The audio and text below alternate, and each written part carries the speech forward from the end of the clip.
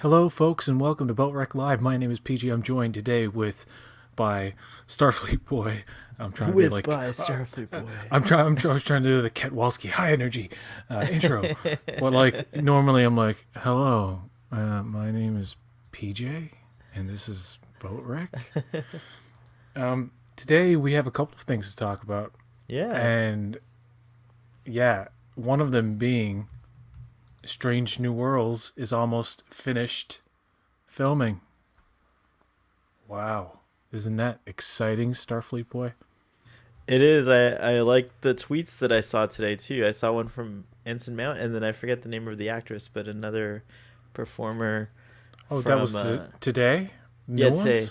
There was another.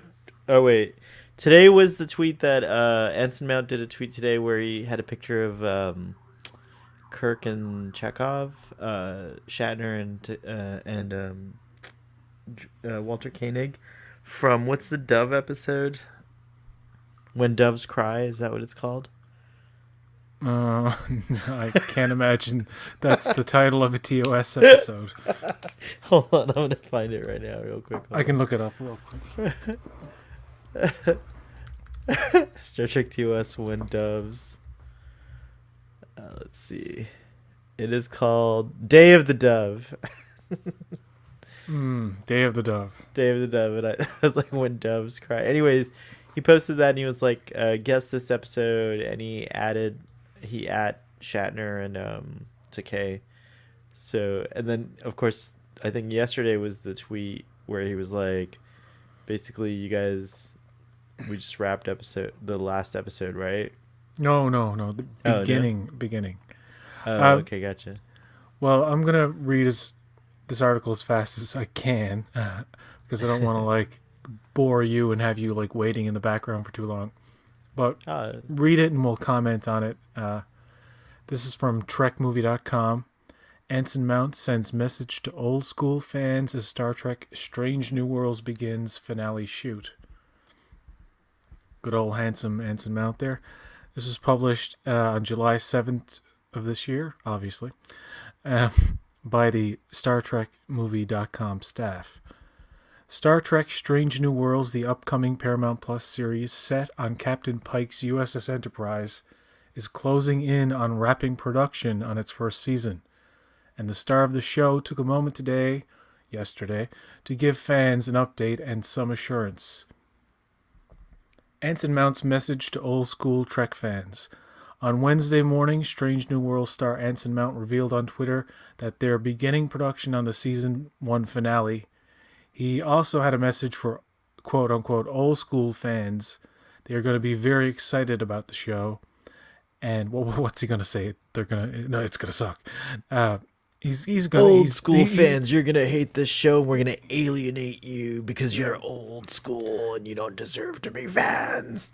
No, that was not how I feel. And while this new Star Trek series is a return to some traditional Trek storytelling, Mount said playing Captain Pike was a personal challenge and that he was doing many things I've never attempted as an actor. Do you want to read his tweet? Last episode of season 1 starts shooting today. Old school fans are going to be very excited to see what we're trying to pull off with this one. Getting to do many things I've never attempted as an actor. So much fun. Star Trek SNW. Mount's message is a part of a theme coming from the cast and creators of this series ever since it was announced in the spring of 2020.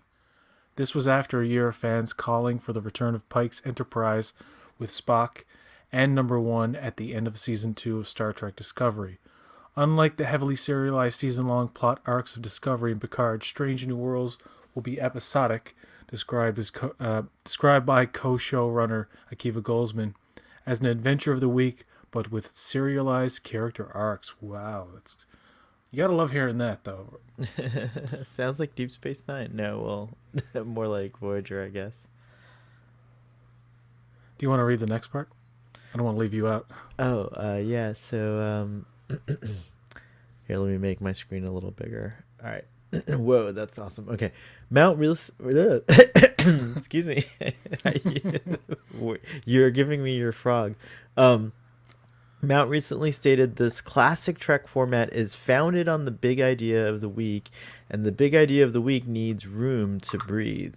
Co-star Rebecca Romaine has also pointed to the format having a different tone than Discovery, explaining last month that it's in keeping with the original series, their standalone episodes. It's a little bit lighter. And that's a shot of them from Discovery. From Disco? Yep.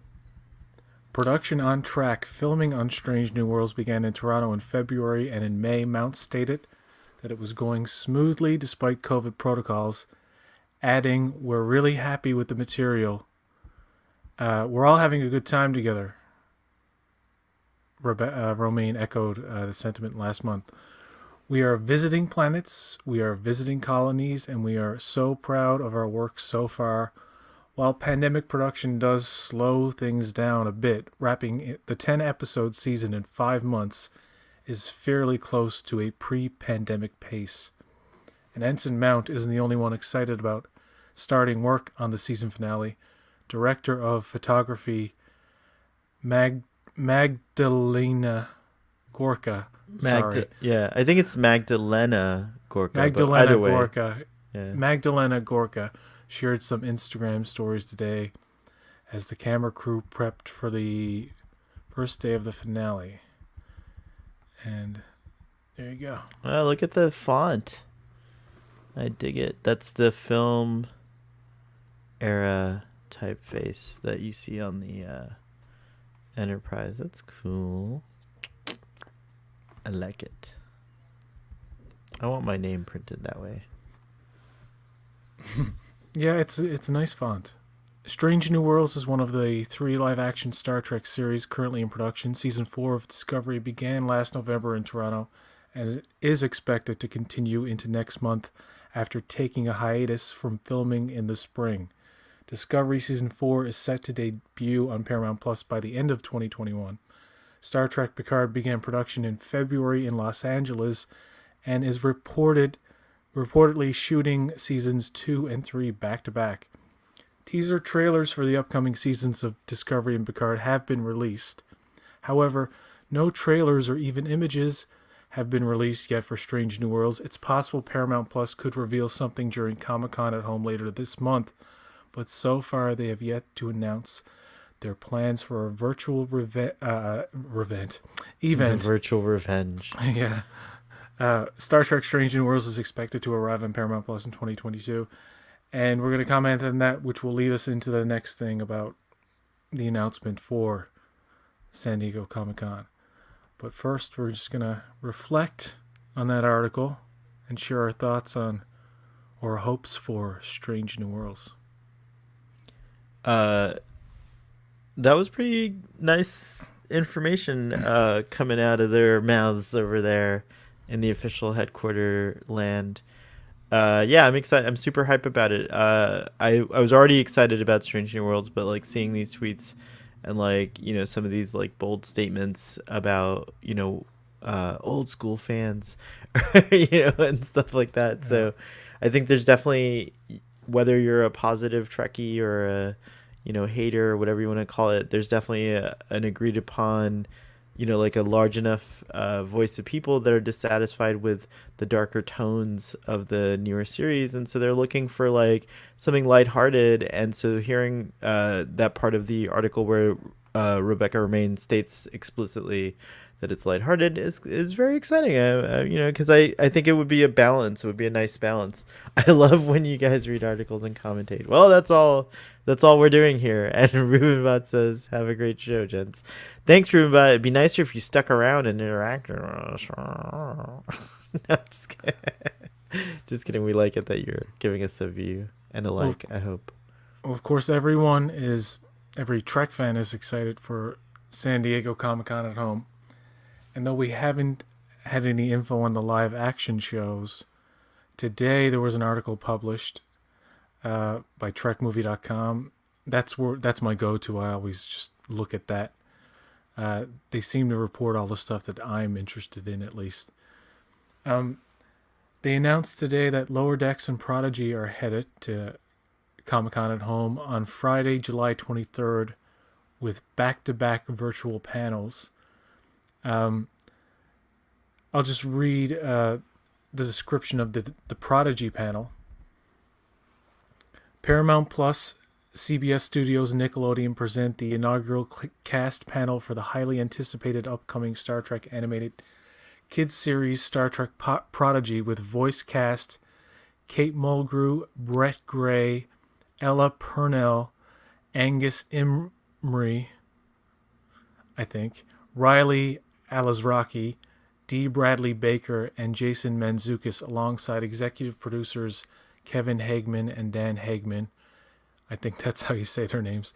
And director, co-executive producer Ben Hibon or Hibon.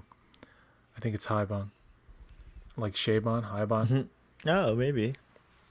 And the Lower Decks panel is described as joined Star Trek Lower Decks voice cast members Tawny Newsome, Jack Quaid, and Eugene Cordero, alongside creator Mike McMahon, for an exclusive conversation and extended look at the second season, which I can't wait for. Lower Decks is the best of the bunch. Season 2 is bigger, funnier, and Star Trekier than ever before. Fans can expect strange, new, and familiar aliens to challenge the crews of the USS Cerritos and the USS Titan. For Mariner, Tendi, Rutherford, and Boimler, the animated adventure is just beginning. I really hope Boimler's on the Titan for a few episodes at least. How many episodes are there for Lower Decks? 10? I would assume 10, yeah. 10. That's cool. I wonder how many they'll do on the Titan. I hope it's like at least 5. Yeah, I mean, maybe it could be like an on and off again thing with the Cerritos and the Titan, and it culminates in them working together as opposed to the Titan being the Deus Ex Machina at the end to save their asses. Ruben says, I feel like they've been filming Strange New Worlds for like 4 years, like WTF. It does feel like a long, and he's also here just to give thank you. It would have been filming a lot sooner. Had it not been for the pandemic. Yeah. But like they said, the turnaround was pretty on par with pre-pandemic scheduling and filming. So they got through it well. The fact that the show might have even been born in the earlier part, right, of the pandemic. Didn't they finally announce? When did they announce it was actually happening? Everyone was just speculating or hoping, and then wasn't it 2019? Oh, okay, maybe. I don't know. It might be almost 3 years. We're for sure by the time it airs, right? 3 years, and then yeah. So that's crazy. Yeah, and do you think they're gonna show a Prodigy trailer? I mean, they have to, right? I mean, if they don't, I think at least Sean will lose his mind. Yeah, I think we're gonna get a Prodigy trailer, and I think we'll get a teaser or a sizzler or a teaser or something. Potentially Strange New Worlds. If I were an executive at Star Trek, I might want to milk the nostalgia a little bit for the 55th anniversary or 56, whatever we're going into, and get people really, really hype about it by showing lots and lots of little sizzle clips and behind the scenes things, and maybe even a couple of the finished special effects. It would be cool to see that. I don't know if they've changed the Enterprise dramatically. My gut tells me they have not, but if they do, they should definitely save that for the show and not I think they should not show the Enterprise, but I don't know, maybe they will. Yeah, I mean, isn't it just... Yeah, I agree. But yeah, I hope we get something. I don't even... For sure. I just want it to be good, and I want there to be good stories, and I want to like the characters. And I just want to love what's to come, and I don't want to be one of these guys who's like, oh, it's not good. Wow, no. Well, I'm gonna I'm such a jerk that way. There's always going to be someone who doesn't love it. We're going to still see people saying that Strange New Worlds is, not Star Trek, and you're going to have all that stuff come out. But the nice thing is that, like, well, we kind of do this, like, we kind of talk about everything Star Trek, but, like, for the average human being, you can just ignore the stuff you don't like and then not watch it. You don't have to drive yourself crazy like PJ does. If you don't have a YouTube show about Star Trek, you can just not watch. You can just not watch the Star Trek you don't like. All right. I'm very excited about something that's happening next week. Like, I think it's not a Star Trek show, but it involves a Star Trek actor. Yes. That's next week already? Is it the week of the 23rd? Well, I don't remember the exact thing, but it's in this article. Oh, okay. Cool. This is another one from TrekMovie.com from July 7th. No, not July. This is not from July 7th. This was a few days ago. Why is the date not right? Oh, this is from June 30th. There you go. All right. Levar Burton wanted Geordi to get the girl on Star Trek TNG. Couldn't agree more. And really wants that Jeopardy gig. I don't know if you want to take turns reading, or do you want me to read the whole thing? It doesn't matter. Yeah, we can take turns. That'd be cool. LeVar Burton has been in the public eye since he was 19 and starred in the iconic miniseries Roots and never left.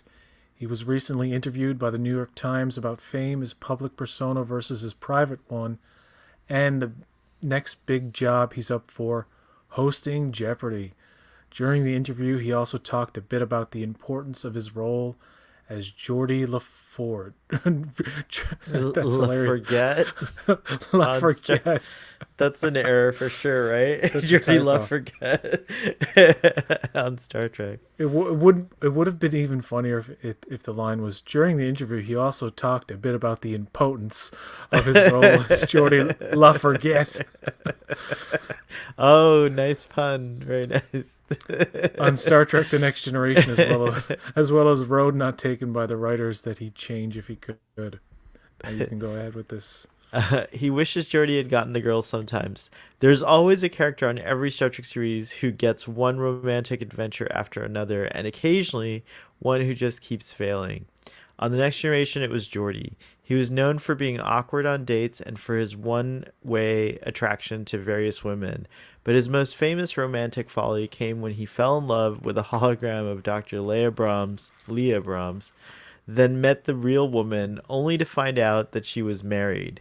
Burton told the New York Times, it's pretty terrible, it's very well summed up. Burton told the New York Times that Geordi's consistent failure in romance definitely bothered him.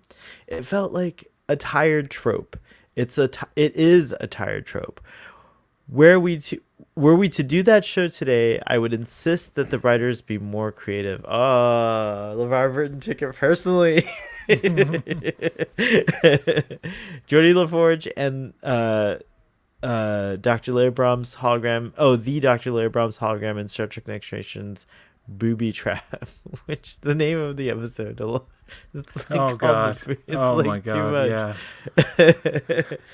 That said, he's still proud of what Geordi represented, how his iconic roles have connected, and his legacy as a black actor. There are times when I experience my life as have been... There are times when I experience my life as having been for a specific purpose. My brain don't work no so good. I look at Kunta, referring to Kunta Kente from Roots. I look at Geordi. I've been able to express humanity as enslaved in the past and as free in the future, and do it really as cool. A completely liberated black man. It's kind of mind-blowing. With the chances pretty high that he'll be turning up on Star Trek Picard Season 3, Geordi's story isn't over yet. We may find out his awkward days are a thing of the past. Ooh, I hope so. That would be really nice. He really, really wants the Jeopardy gig. Jeopardy host Alex Trebek died last year after a record-setting 37-year run. There has been speculation on who would take over his duties. The show has been rotating through a series of guest hosts like Mayim Bialik, former Jeopardy, champ Ken Jennings, Anderson Cooper, Dr. Sanjay Gupta, Katie Couric, quarterback Aaron Rodgers, among others. Still to come, George Stephanopoulos, Robin Roberts, and more, with Burton's hosting stint scheduled for July 16th, that is next week, through the 30th. He talked about why the job matters so much to him. It's difficult to explain, but there's something inside me that says this makes sense. I feel like this is what I'm supposed to do. I have been watching Jeopardy more or less every night of my life since Art Fleming was host. Jeopardy is a cultural touchstone, and for a black man to occupy that podium is significant. Look, I have had a career for the expletive ages. What would it be? A career for the effing ages, maybe? Roots, Star Trek, Reading Rainbow, won a Grammy, got a shelf full of Emmys. I'm a storyteller, and game shows are tremendous stories. There's a contest, there's a comedy, there's drama. If you don't know you're effing on Jeopardy, no, if you don't know your shit. Oh, your shit. Oh, that's a good one. That's better.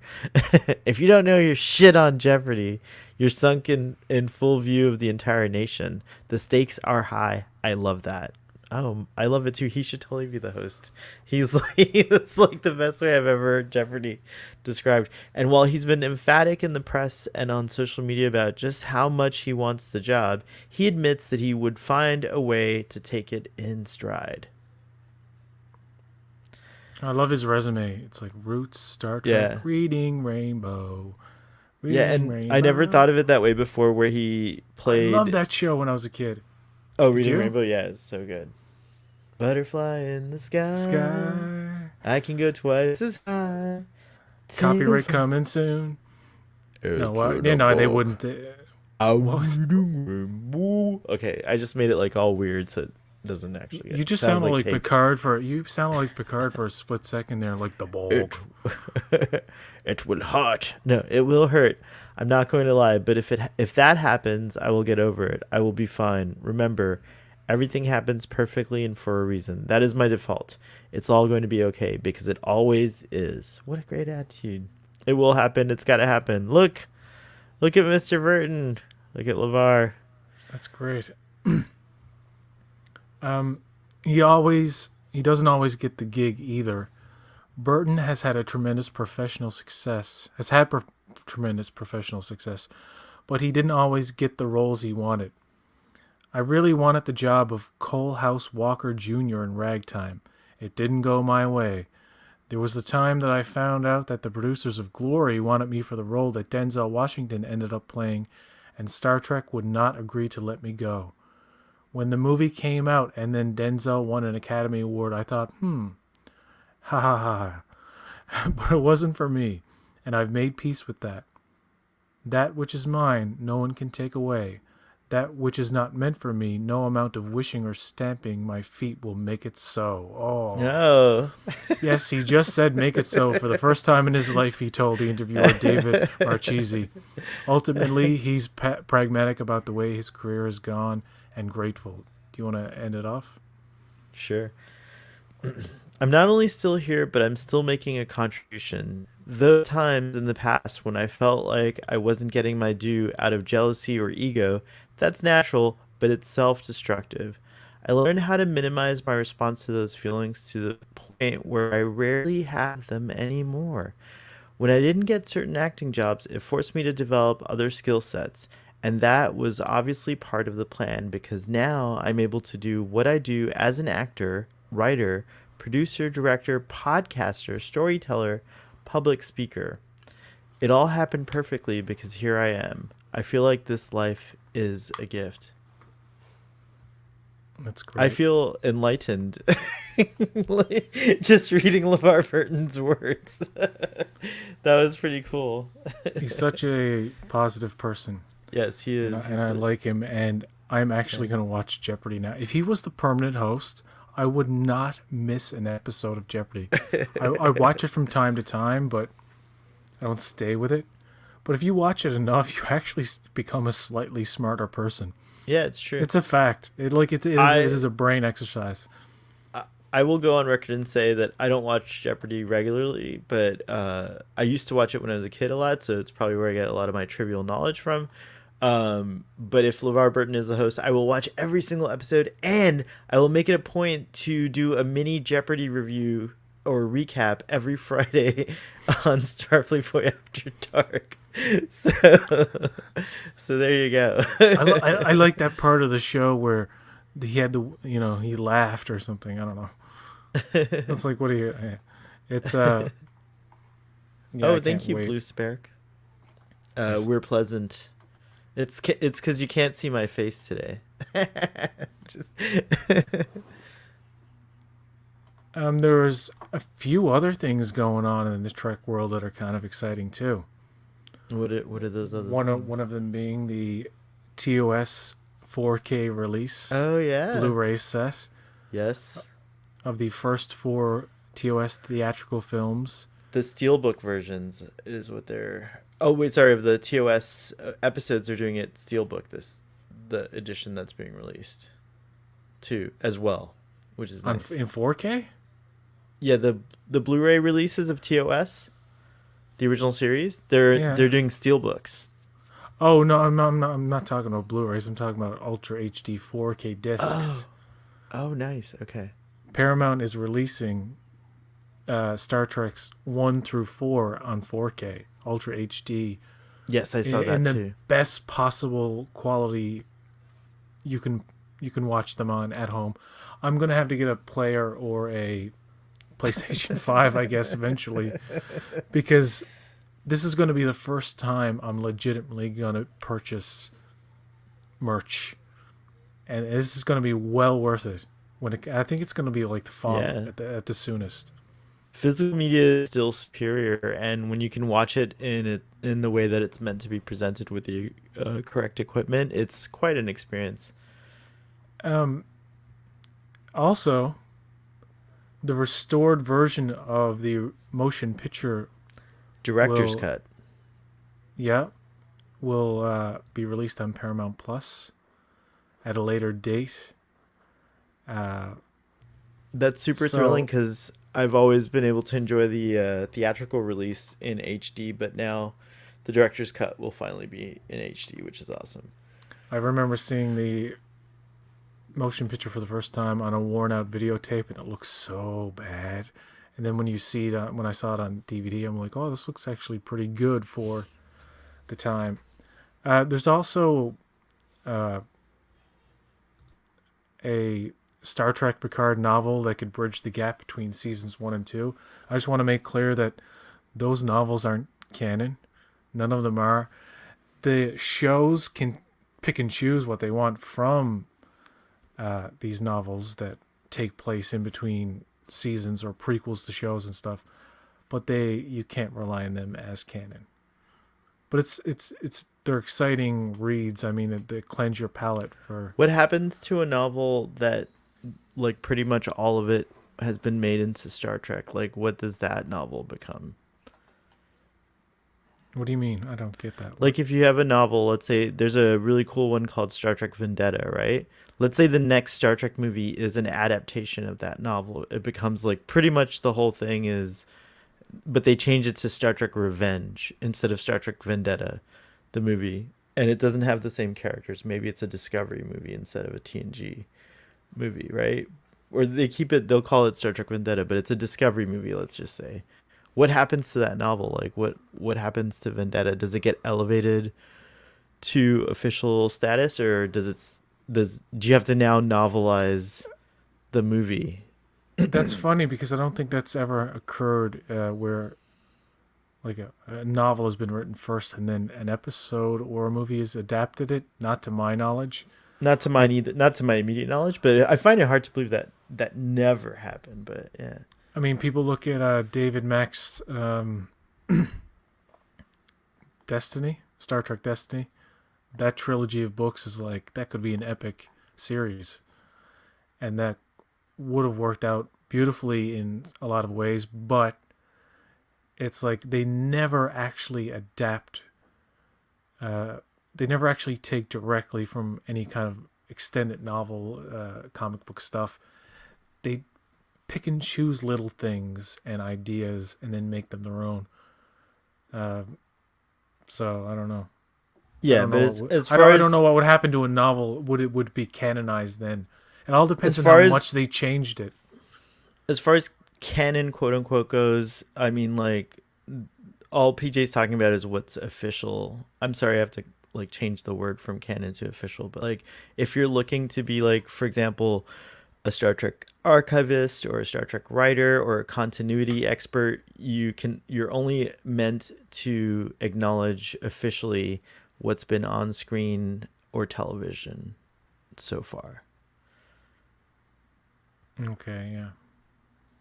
But if you don't care about that, you should incorporate whatever you want into your personal storyline for Star Trek. Interesting. Who are we talking to? What do you mean, who are we talking to? Earlier you said I have to point out that this is not official or this is not canon. I'm still talking to that person. Were you talking to me? What? Never mind. I thought we were giving a lecture to Blue to Blue or someone. So. No, just a clarification, I guess. Oh, gotcha. One of the last things I want to talk about is that Voyager documentary is started in studio production. They're doing interviews now.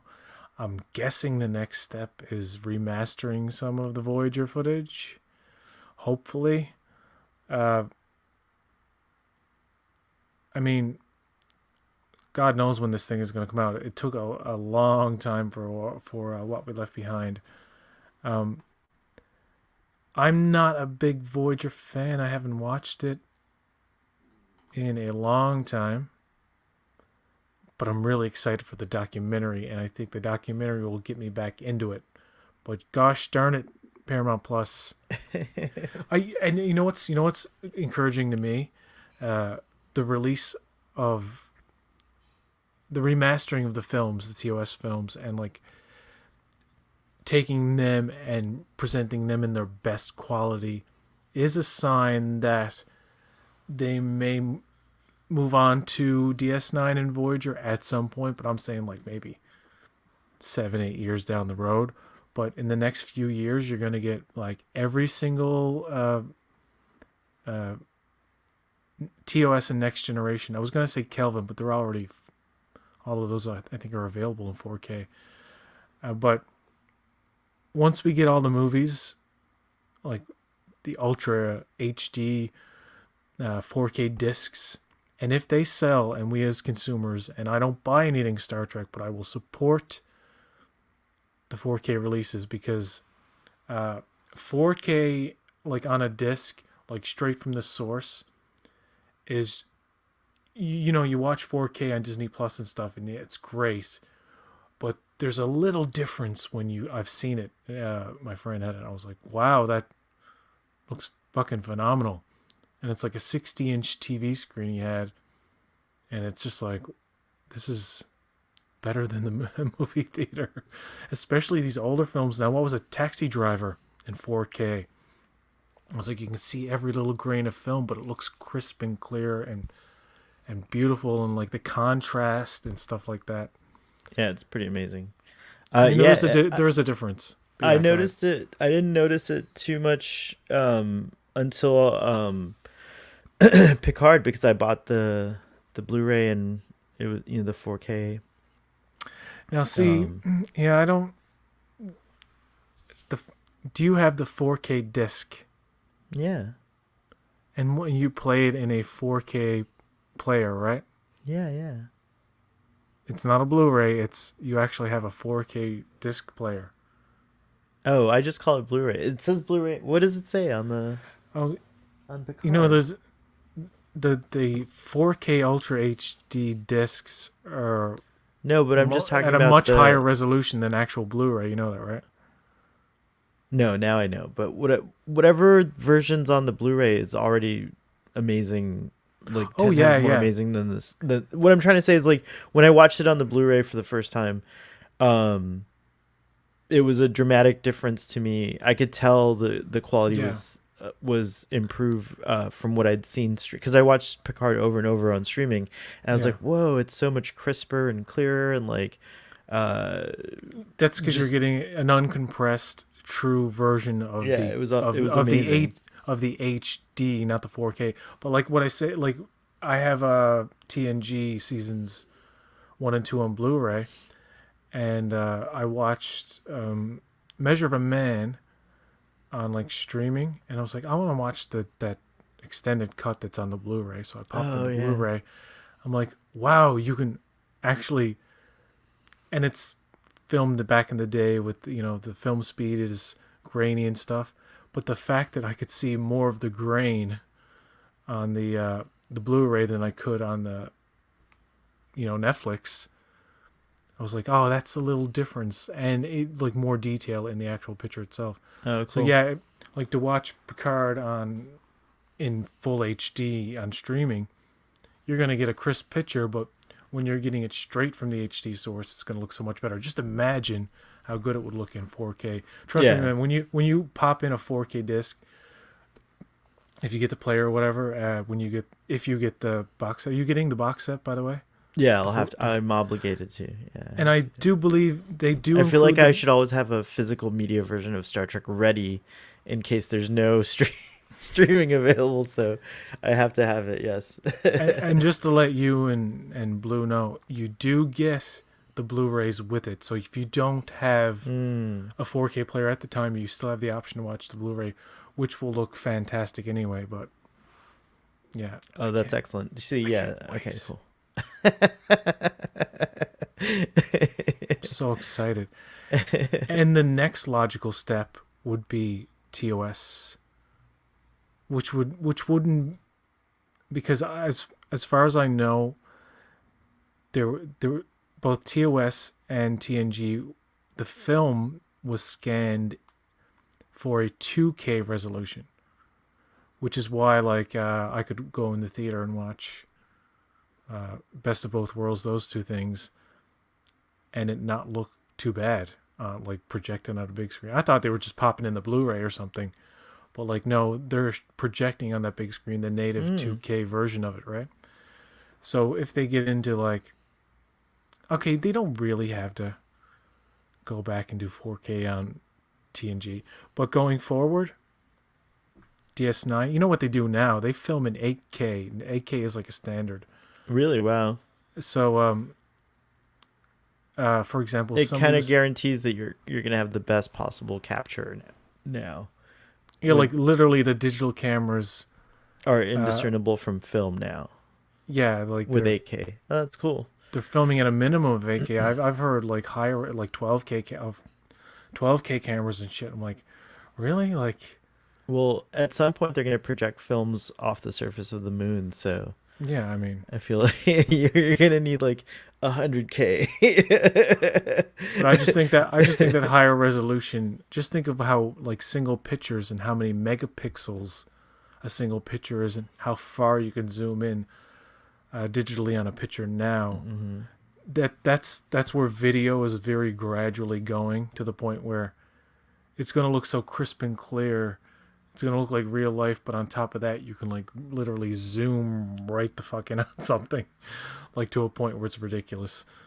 You'll see every person's blemish and flaw or whatever. It's going to be hilarious. But yeah, totally excited about the future of Trek. Totally excited about Comic-Con. And we're going to talk about that hopefully in the future. I hope someone I know gets their question read on Comic-Con this year. Wasn't that where I got my question read at the Picard panel? Was at Comic-Con at home, right? That was 2020? Yeah. Oh, wow. I'm thinking that was 2019. But yeah. 2020, because they were all doing the virtual thing. Seems like 5 years has gone by and just 2. And just 2, it's true. I didn't submit any questions this year, so you won't hear my name read out loud. Is Jerry O'Connell hosting the panel? Yeah. That's awesome. He's a fun guy. Yeah, I like Jerry O'Connell a lot. Ever since I was a little kid. And I used to watch My Secret Identity and pretend that I was that character. I could I could have superpowers. What's I was thinking the Reading Rainbow song then. I can fly in the sky, something. I don't know. I haven't seen it in like 30 years. Oh, the Reading Rainbow song? It's Butterfly in the Sky. I can go twice as high. Take a look. It's in a book. A reading rainbow. I can do anything.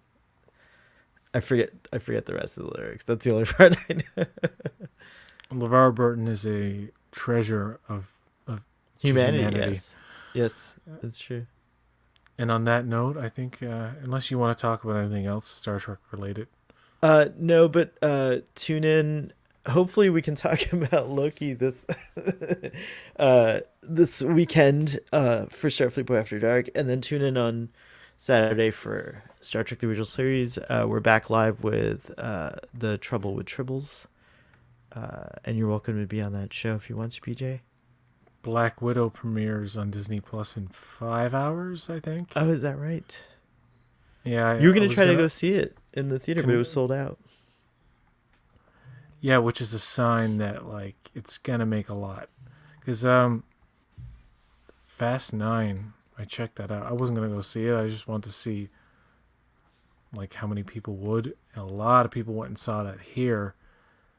But is that available on streaming yet? No. Oh, okay. It's only in theaters. I feel Can't like wait to see Space Jam 2 as well. Yeah. Space Jam 2. Very cool. And how far away are we from the first Star Trek show? Just like what, 30 days? No. 5 weeks. Something? 5 weeks, whatever 5 weeks is. 5 weeks. August 12th. Oof. It's coming soon. And hopefully we'll hear some announcements about the live action shows. Because there's 3 of them. You think they're going to leave them out at Comic-Con? I don't think so. But that announcement was part of their animated thing with Paramount Plus that includes like that Stephen Colbert Toon show and other things. So that's specifically a Paramount Plus animated thing. So whatever live action Star Trek would be separately announced, possibly, I would assume, in the next week. It only makes sense. I mean, they have to actually film those things in advance, right? So they have to get prepared for them, so they would announce them. I don't know if we're going to get a trailer for Strange New Worlds, or teaser, maybe. Teaser. But Sizzler. I want to see more of $2.99. I want to see more of Discovery Season 4, and I don't think we're going to get anything more with Picard, but I don't know, Whoopi Goldberg, I don't know if she's filming yet or if she will, because apparently she's having like health problems with her sciatica and she had to leave The View and stuff. And oh, wow. So I don't know what's going on with her character's involvement, but yeah. By the way, one last thing, Michelle Yeoh was hired for season 2 of The Witcher, or The Witcher spinoff, or whatever it is. She's going to have a big role in a show, right? So we're thinking, Fothery brought this up, is the Section 31 show finally dead? Because Michelle Yeoh is she keeps doing other things and making other commitments. And there's nothing been announced about this. And it seems like they're almost afraid to say, you know what, that's not happening anymore. They just don't even want to admit that it's not a thing. I think that's what's happening. They're like, they teased it for so long and tried to keep it alive, but at some point, Michelle Yeoh was probably, hey guys, yeah, seems like you've got your 5 shows now. You kind of left me in the dirt. So, sayonara. I feel like, by the way, that wasn't a racial thing. Sayonara is Japanese. She's Chinese. She's Chinese. So I wasn't doing. I know the difference. I think that's definitely a possible timeline, but who knows what is happening. But I think shows there's probably a lot of shows in development that we might never see the light of. And Section 31 looks like it's heading in that direction. But That just Like shows the how to the me Nicholas that Meyer just show. yeah, like what is that all? What was that supposed to be? A con show? The con Yeah. miniseries. I think they're gonna wait to see. Like I don't know, how Paramount gauges success, but I think they're gonna wait to see how like this next photon torpedo bomb of Star Trek is gonna land, and based on what excites people the most, that's what they're gonna like kind of build the next phase from. So if Strange New Worlds ends up being like everybody's jam, that's where they're gonna take the direction. If Picard ends up being like everybody's jam, I think that's what they'll do. And a Section 31 show could fit into any of those scenarios. So who knows? It could still. I don't know if it's dead. I don't know if I could agree that it's dead. Speaking of productions that had died, poor Noah Hawley, his Star Trek show or his Star Trek movie was like ramping up, and then it got canceled. That was really ramping up. It was. Isn't there they were going to start casting and everything. But I never saw any announcements on the website. Before we go, I'll just read this little thing that he said. Holly Trek was already casting when shut down. Wasn't there also a Tarantino Trek that was like sounded like it was in development as well? That was never going to happen. That was a pipe dream. Well, poor Noah Hawley. I think a lot of people like him, so it'd be cool if he does get to do something. But the problem with Tarantino, I think, is too controversial for the Trek crowd. No, too many people would be like, no, Tarantino and Tarantino this and Tarantino that, and he's got ideas and no, Tarantino deserves a Trek. I'm all for it. I'm all for Tarantino Trek. But poor Noah Hawley said, talking to Deadline, he's focused on Fargo right now, but he talked about the Trek film.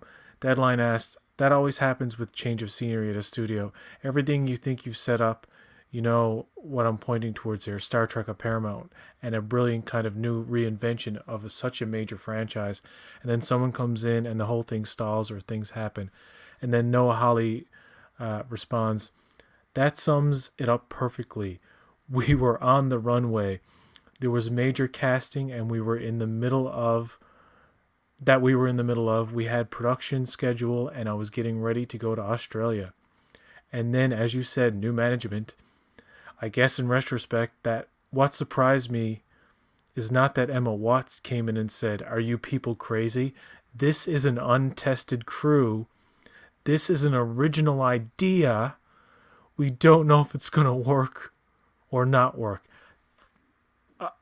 When I read that, like I read this like a couple of weeks ago, this article, I did the Picard facepalm because that's what I've been wanting. I think like an untested idea with a new crew that's an original idea. This is confirmation of that, right? Yeah, totally.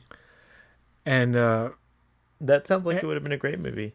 And he said it was a really fun movie, and I think it would have been a great film, but you can't control these things, so we move on. Like, that is heartbreaking. That is sad, dude. Think of all the other Star Trek movies that we never knew about. But the thing could there have been a Steven Spielberg Star Trek movie in development at any point? That would have been amazing. There was pre-production on this film. Like, they were planning stuff. They were in the process. If they were in the process of casting, and like already had filming locations and like ready to go there. I remember hearing about him a lot on Twitter, and then all of a sudden, the news just like dropped. So yeah, that's crazy. But I remember we didn't really know, or we weren't really sure. Like, there was an idea that it was an original thing, like with a new crew or something. But I heard so many different things about that. I also thought someone I can't remember what news source, but someone I think is pretty accurate had speculated that it could have been a fourth Kelvin film too at some point. I was excited about that because I do think that that was a different thing. That was a thing. There was completely different thing, with different writers, and it was Well, I was excited about that idea too. They had the plot of that figured out when Beyond wasn't even in Yeah, theaters yet. George Kirk was supposed to come back somehow, and they were They gonna had a get whole they had a whole time travel story where yeah, Kirk was going to go back and they were going to fight together as father and son. that's cool. There's I've got to go back and really research how many different movie projects there have been in development, because I know what you're talking. It gets confusing because the Noah Hawley thing came after. Not only, okay, first I may be wrong, but first it was the Chris Hemsworth sequel to Beyond, right? And they said no. And then it was Simon Pegg's trying to do something in the middle of all of this.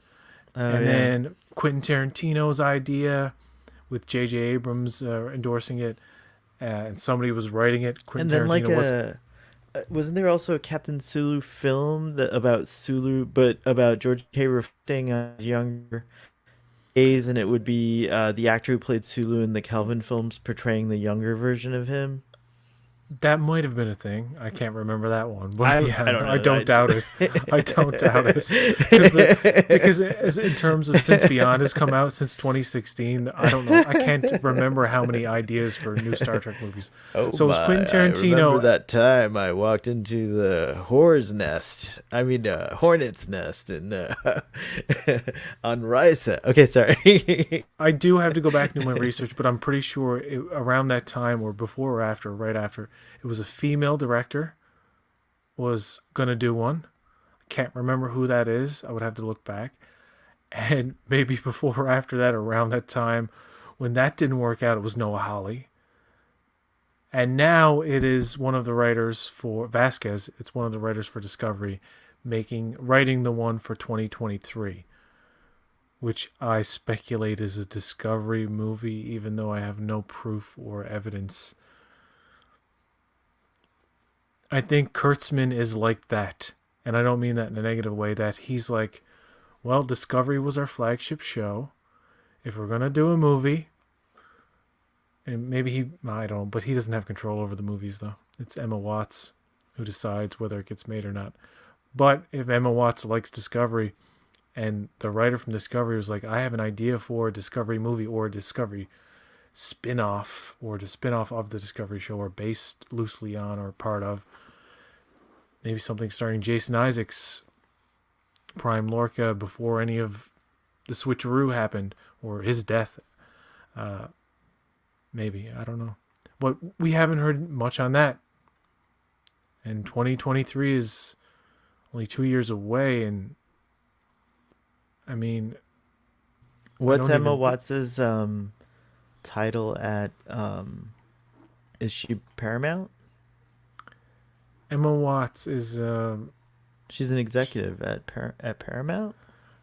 She's in charge of the films and stuff. I think she's the the film division. Like, oh wow. Emma Watts. Hold on, let me just see.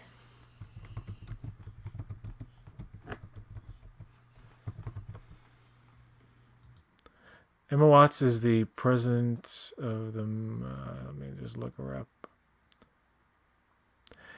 This is an article from Deadline from June 30th, 2020. Emma Watts named president Motion Picture Group at Paramount. So her role is basically... she reports to Paramount Pictures Chairman and CEO Jim Giannopoulos. And she started July 20th of last year. And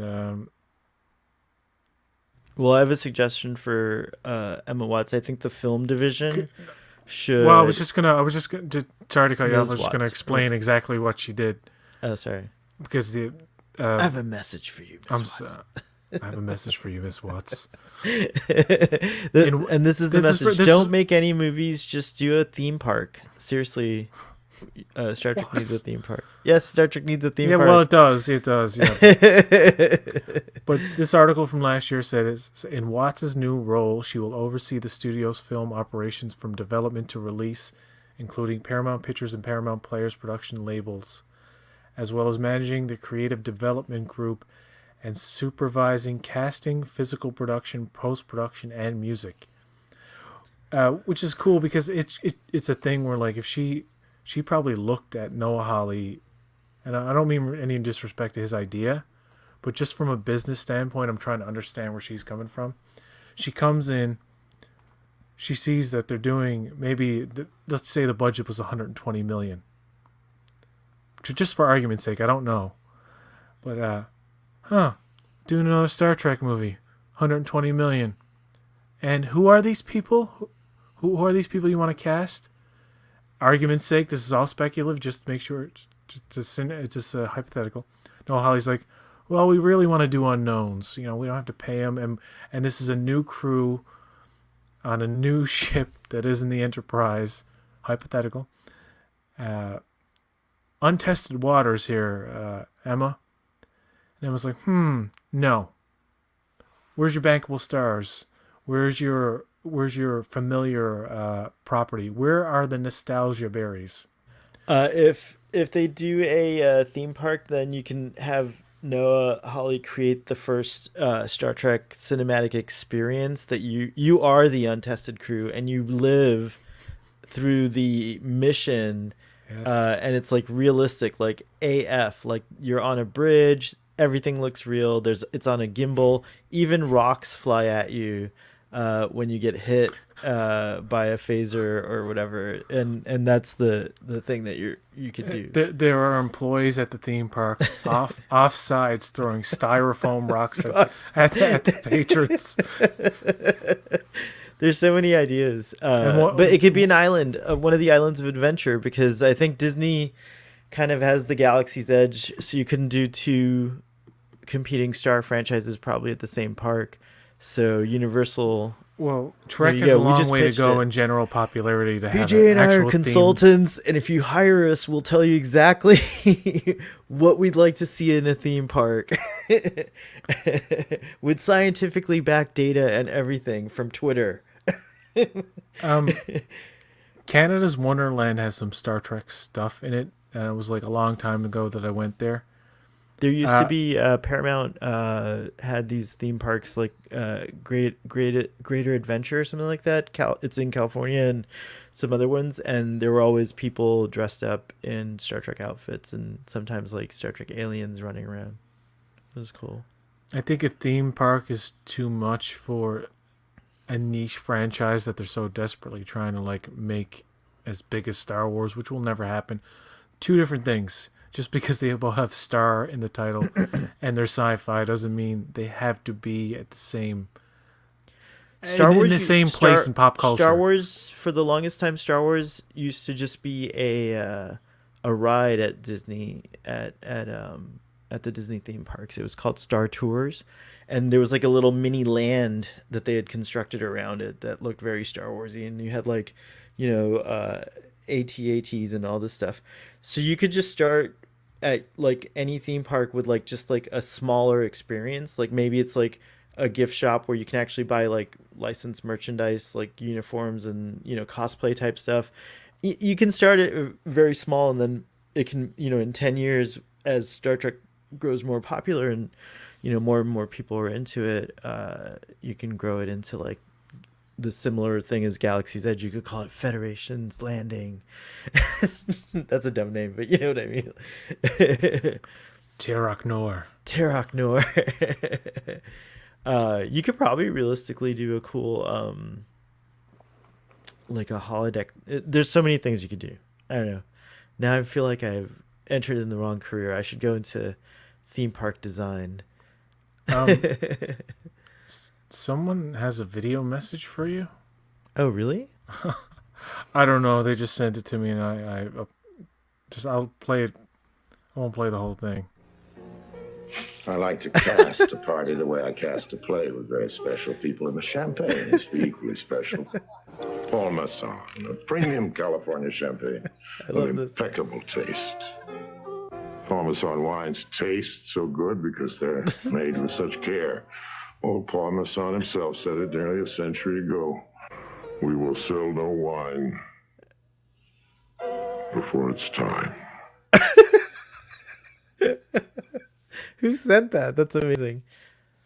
I I don't know why I had the impulse to show that just then. I probably sounded drunk. Drunk on the idea of a theme park. I'm just fresh off of... I just came back from the Galaxy's Edge, and it's still lingering in my brain. It was so awesome. And I would love that for Star Trek. You won't have time tomorrow to watch Black Widow. No, I'll be at work. Oh, maybe I'll have time if I wake up early. Yeah, probably go to sleep early and wake up early. Well, I can't wait to watch it. And on that note, a non-Star Trek topic, Black Widow. Watch Black Widow. Support Black Widow. Yes. If anyone's still out there. If anyone's still listening. Thank you, Starfleet Boy, for joining me. We got a lot covered. I mean, this was a lot. This was a lot. There's a lot of stuff. You got it all off your chest? You feeling better? Okay. I tell you, I can sleep well tonight. Until next time, folks. Yes, hope you sleep well too, Starfleet Boy. Hope we all sleep well. Okay, that was creepy. Until next time, live long and prosper.